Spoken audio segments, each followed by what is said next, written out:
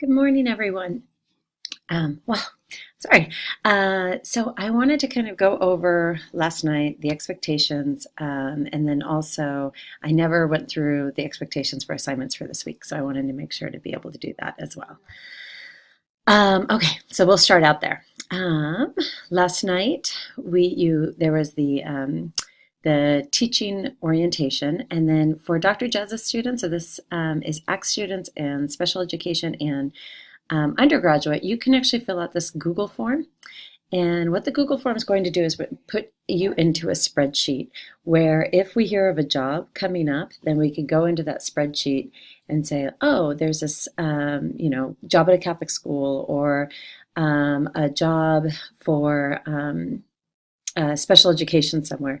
And we can find you with your phone number, with your email address, with your name and your Weebly URL, and we can connect you with that principal or whomever it is that's looking for somebody to fill that position. So please fill this out. Last night we went through and we were able to split up the classes for the block schedule, and also just what's due in the next week is to complete the placement survey, which is the one I just went over. Read Professor Parafser's book, 192 to 204. So nice short reading this week. The Bambara book, which is 121 to 157. And then you're going to complete Form A and 2B, which was, we figured those ones out. The 2A we did in our SST groups, but we knew that there was information that we didn't have. So for example, maybe you need to go out and interview more people or talk to the student about what they're doing in their outside of school, any groups that they're a part of, so that you can really get that holistic 360 view of the student, and make sure that you have all the information that would help you understand and support that child. And then you're also going to be doing one of the data tracking forms. So this could be the ABC forms, the ABC checklist, the interval data or frequency data. So one of these pieces of information. And some people have been asking me, how many of these data points do you need to get? You need to get enough until you are comfortable that you found a pattern and you know what type of intervention to use with that child. So this next meeting is when we go into the intervention. So once you find the pattern, then you can say, oh, there's a pattern with him being off task. Let me see about on task behavior interventions, and then you would decide, and you're going to as a team, you're going to make a decision and talk about why you made that choice this next Thursday. So, and then we also have an anonymous survey. So as we mentioned a few weeks ago, we asked you in the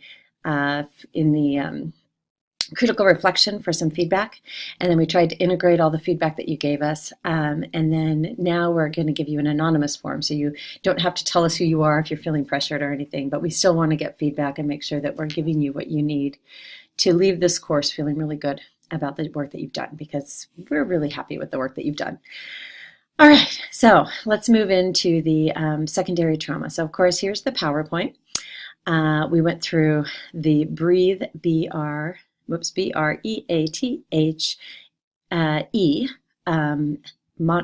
mnemonic for mindfulness and for self-care when working with secondary trauma last night. I have the resources that we use, those articles, the 4 articles at the beginning of class right there. And I just wanted to bring up, I'm going to kind of throw us to the beginning of this, just remind you that, we're here in the hardest part of the year. And so taking extra good care of yourself is really important right now. And that can be small things. You can take a full day off if that's what's going to help you. But it can be something as small as going for a 10-minute walk, or closing your computer and your phone and listening to music for 10 minutes or 5 minutes. It can be doing a meditation. It could be having a cup of tea. But, I think sometimes we think of self-care and we think, okay, I need to have like a full weekend where I just have something to do myself. And sometimes, especially when we're in times of stress, it's actually the smaller little changes that we make. Going to bed a half hour early is a great suggestion. making sure that you're eating, all of the food groups, and you're getting enough nutrients in, because a lot of times our exhaustion or our fuzzy mind, foggy mind comes actually from what we're eating. And so that's a nice small change that you can make. Make sure that you're having lunch and that your lunch is nice and healthy and will give you the energy that you need for the day. But just really pay attention to, notice that this goes all the way through December, and then January it starts getting better. It's still not great, but it starts getting better. So just really take care of yourself during this time. So we talked about the body scan last night. We talked about how the brain, when it is going through some sort of trauma or a secondary trauma, that it's not working at all cylinders, and so we need to be extra special with ourselves, and kind and tender to ourselves. Taking those moments of silence to practice the practice of getting our mind to turn off and allow thoughts just to go right through. Reflecting on things. So really taking the time, one of the things that I'm not sure if I was able to get to this last night, because I can't, last night I actually woke up at 2 o'clock in the morning thinking about all the things that I wanted to say and didn't say, which isn't great self-care, but it also is something that I had to be gentle with myself, because this is something that, means a lot. So I was really giving you so much of myself in last night's presentation. And so, there's, whenever you do that, there's things that you would want to change, or, oh yeah, did I mention this? But one of the things that I wanted to really highlight is, we talked at the end of class about getting allies to make change within your schools to address things like the disproportionate number of Black and Latino students who get suspensions. One of the areas that I would recommend is, when you do find those allies, that you really do take the time to really reflect. Reflect and think about how you're going to be responding to those issues, rather than just,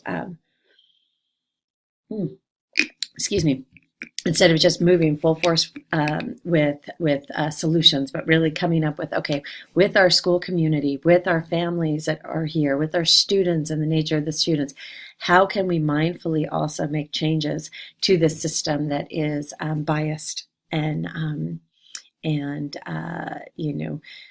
unfair in a lot of ways. So really thinking about that.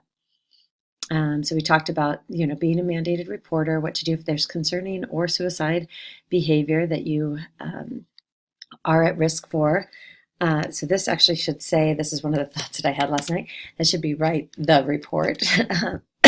So that's the documentation. Documentation. Okay. And then once again, going back with your self-care and getting self-care support from your colleagues, from the people in your personal life, with yourself. So really looking at all of those pieces. We talked about the emotional waves. Another thing that I was thinking about, this is before the class, in the multicultural classes that you all took at the start of your program.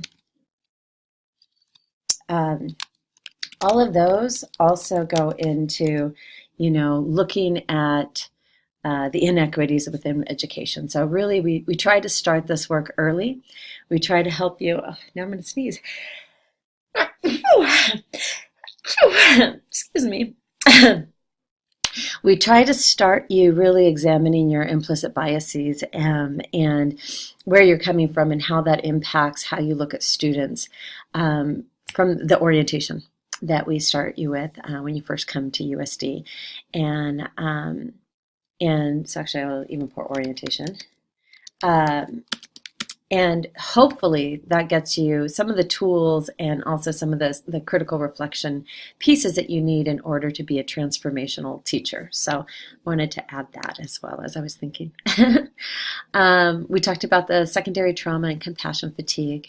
And that's the reason why we really need to take care of ourselves, especially after students have dealt with these things. I love the idea of the memes, emotion faces, putting that together. I'd love to, if we had time, I would say we could each take one emotion and find the right meme for it. But I also don't want to overwhelm you. But that's something maybe you can think of in your practice of things that you can do to make your classroom fun, but also really integrate that social emotional learning. So we talked a bit about burnout and also resilience. And, I want you to be the most resilient teachers because burnout, it happens. And the fact that you guys were all over a 5 means that you're in that space. And so the counterpart to that's kind of the reality, and the counterpart to that is the resilience and thinking about how you can really become a resilient educator, a resilient person. And remember, that means not just identifying the strategies, but adopting them into your life and saying, hey, this is important to me. And your students and your colleagues will actually notice when you are taking care of yourself. So we talked about the tapping, and yes, there are ways to do this, and you can go back here and refer to this chart. Like I said, to me, it's really about bringing attention to the body and coming up with that self-talk that we talked about in our first class as well, positive self-talk of making change within our life.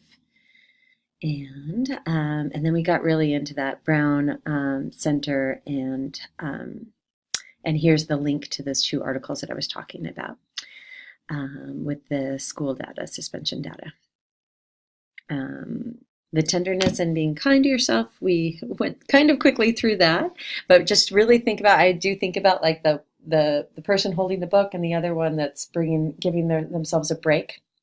And we want to give ourselves little breaks. We don't want to just keep going forward because that's when we get that burnout.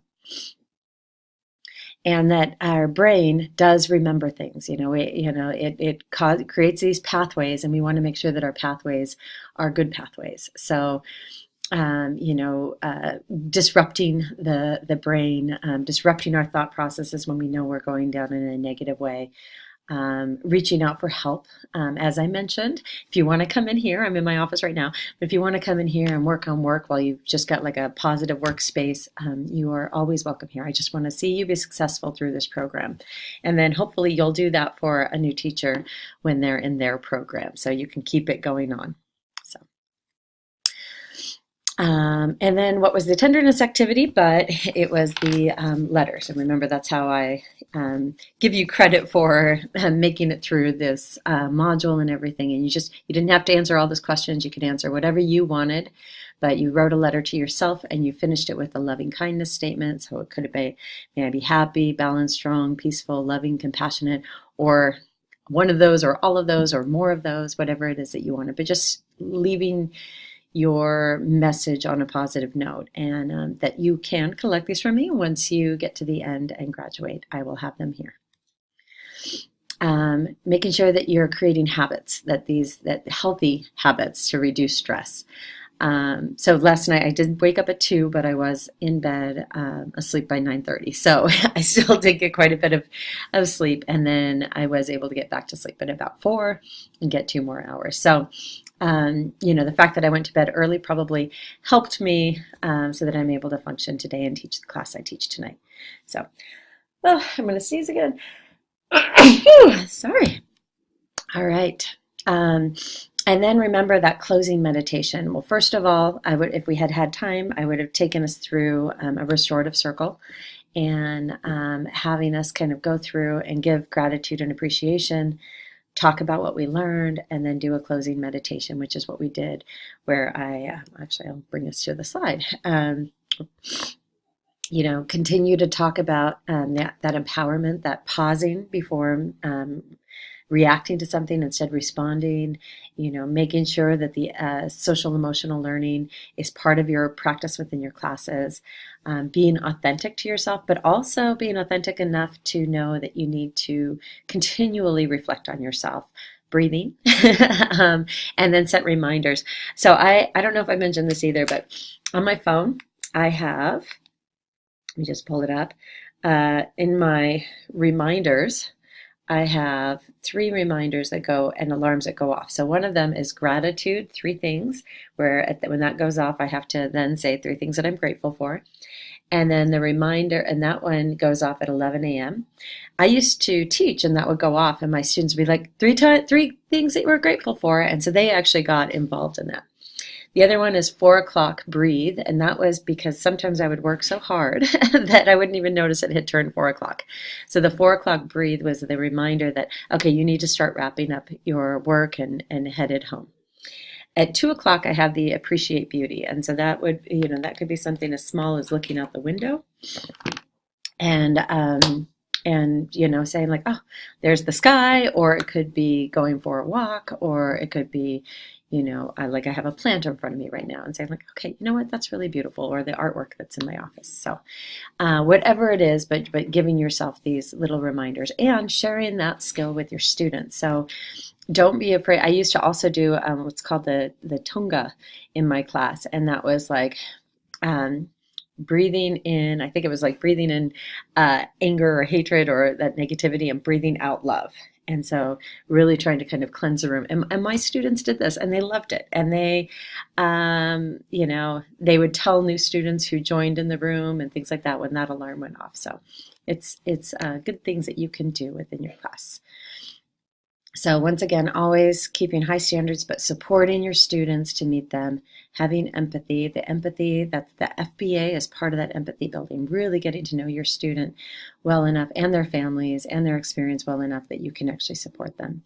Being consistent and clear with boundaries, expectations, and limits.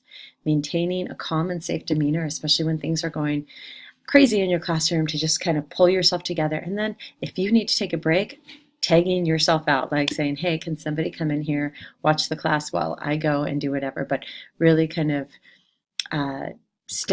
being the safe, person in the room while things are going on.